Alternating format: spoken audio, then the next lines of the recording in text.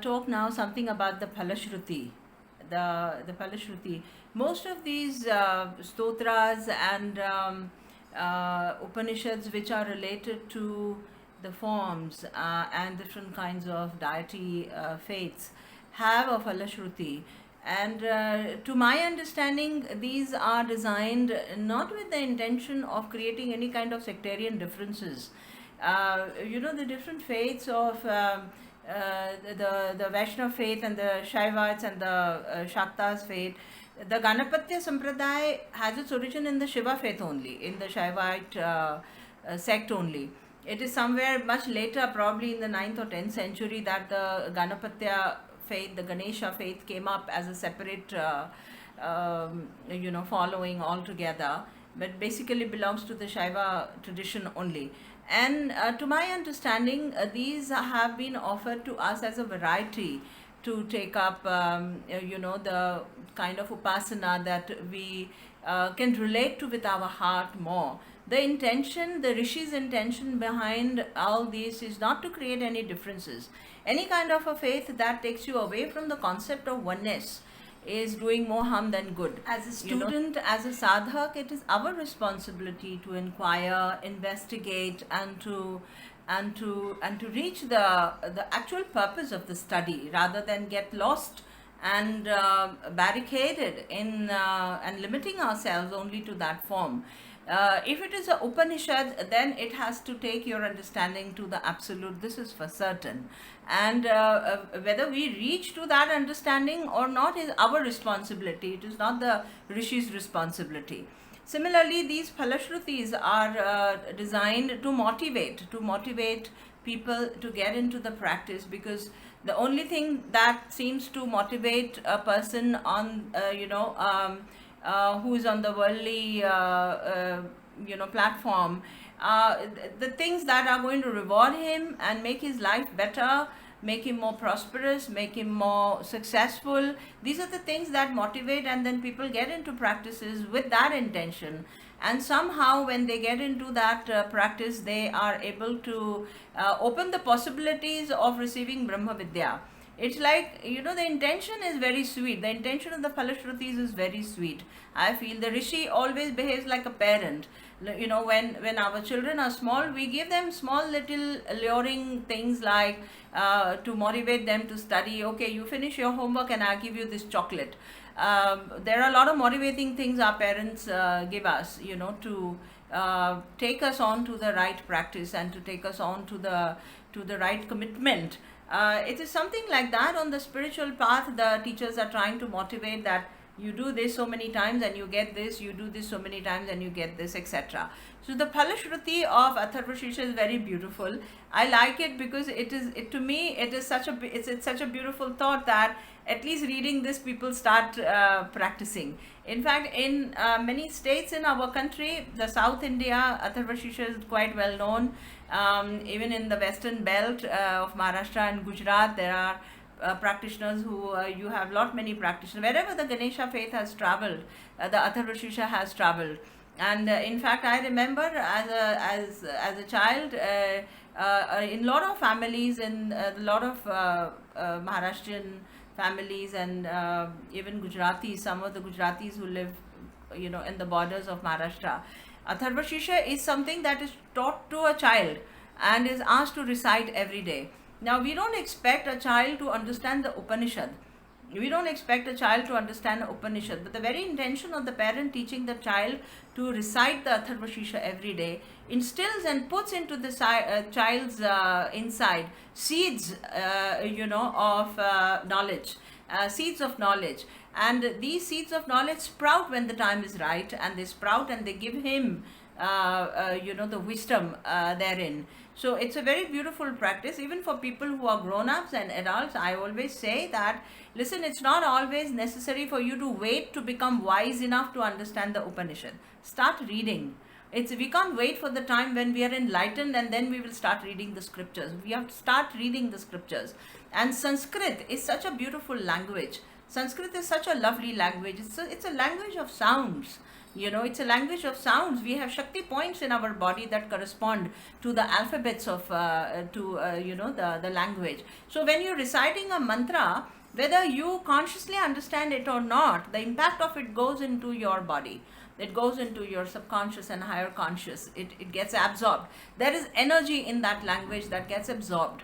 So reciting of the stotras, reciting of the Upanishad as such, is opening the access, direct access to Brahma Vidya at some point or the other. And if not in this life, the next life, it will just open it up for you. It's important, therefore, that a regular practice and a regular study of these Upanishads should be done.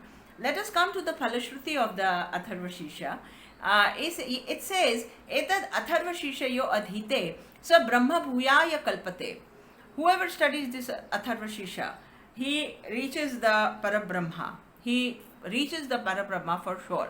Etad Atharva Shisha yo adhite, sa Brahma bhuyaya kalpate, sa sarvatah sukhamedhate, sa sarva vignairna badhyate. He remains in eternal bliss, and no obstacles come across him. There is nothing which becomes an obstacle, in fact. You see, the Shakti within, and the Shakti within, the strength within, the abilities and the capabilities of the person are so enhanced that nothing appears to be like an obstacle. So, sarvatah sukha medate, so sarva vignairna badhate, so pancha mahapapat pramuchate.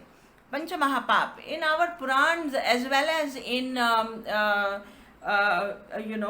in the Vedas, there are some 5 great sins which are registered. I don't want to narrate them here because there are different opinions about these sins as well. So to say the least, that saying lies, thieving, coveting other people's properties, and things like that which we consider as immoral acts, these have been listed in these Pancha Mahapap. So Pancha Mahapapat pramuchate, these are washed away. The imprints of these ill acts go deep into the causal body, creating havoc in the person's soul journey, and in some lifetime or the other, one has to face the impact, the karmic impact of these, ill deeds. And so somebody who reads the Atharva Shisha every day, Pancha Mahapapat pramuchate.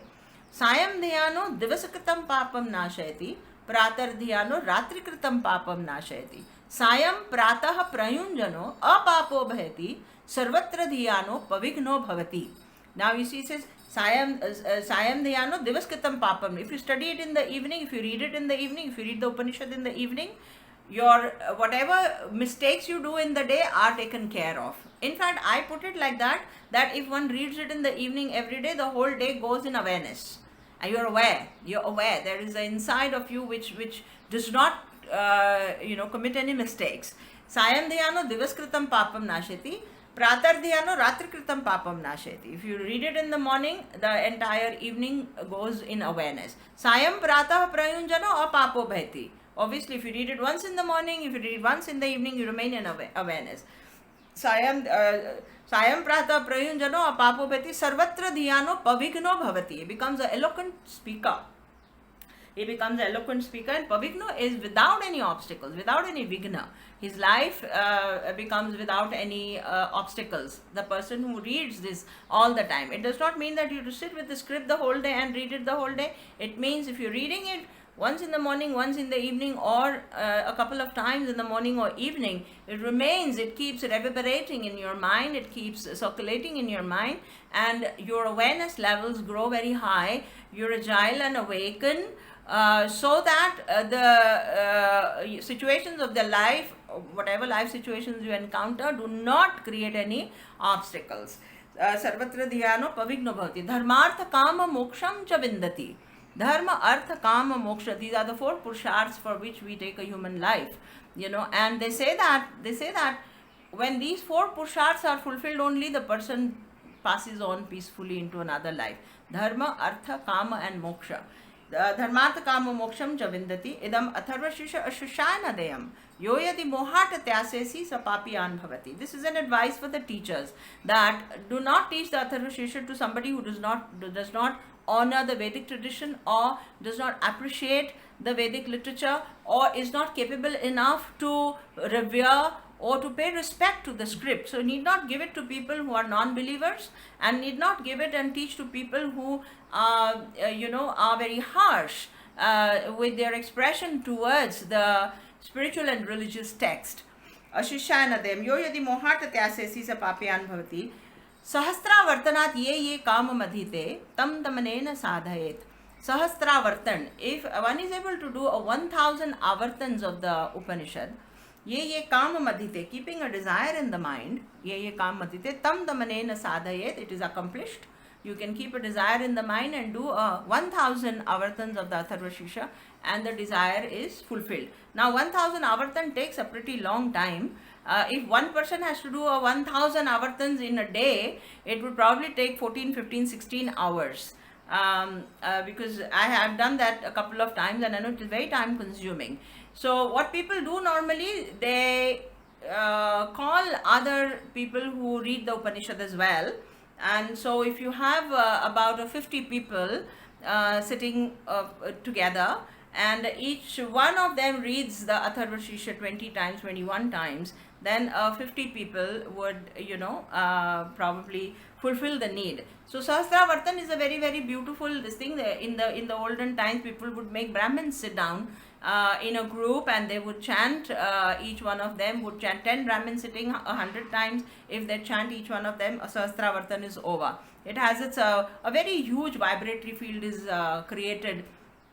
The energy field is tremendously risen. Anen ganapatim abhishinchati sa vagmi bhavati. चतुर्थ्या मनशन जपति स विद्यावान भवति स यशोवान भवति इत्य अथर्व वर्ण वाक्यम.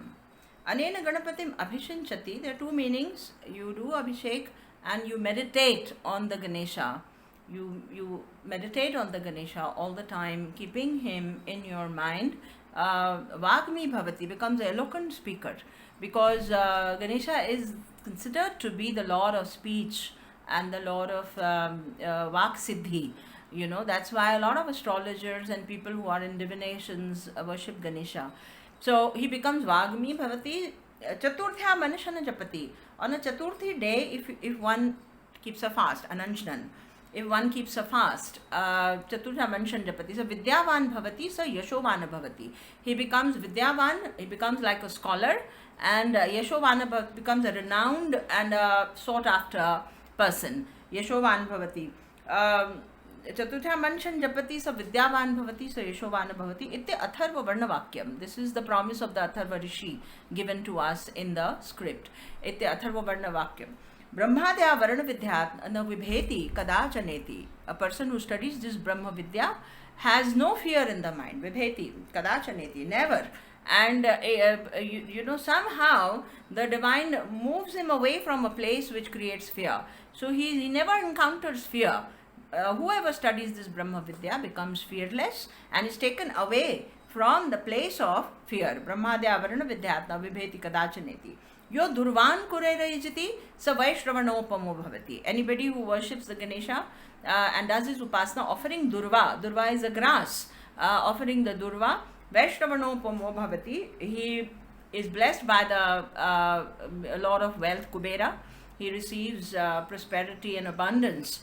Vaishravanopamo Bhavati. Yo Lajaira Yajati Sa Yashovana Bhavati Sa Medhavana Bhavati. When we offer as a prasad, lajair is the puffed rice, the ones that we use during Lakshmi Puja also. You offer Ganesha with love, the puffed rice. Yashovan Bhavati, Medhavan Bhavati. He receives yash, that means he's very successful and very renowned. And Medhavan Bhavati, he showered with intellect energy. He becomes very intelligent and becomes very he can memorize. His memory is blessed. He can retrieve things and remember things very easily. He has a shining intellect. Medhavan Bhavati. Yo lajere yajati sa yashovan bhavati sa medhavan bhavati. So modaka sahastrena yajati sa vanchita phalama vapnoti. Modaka sahastrena is if the Ganesha is offered 1,000 modak. Modak is a sweet that is prepared like momos, small sweet momos made out of rice batter.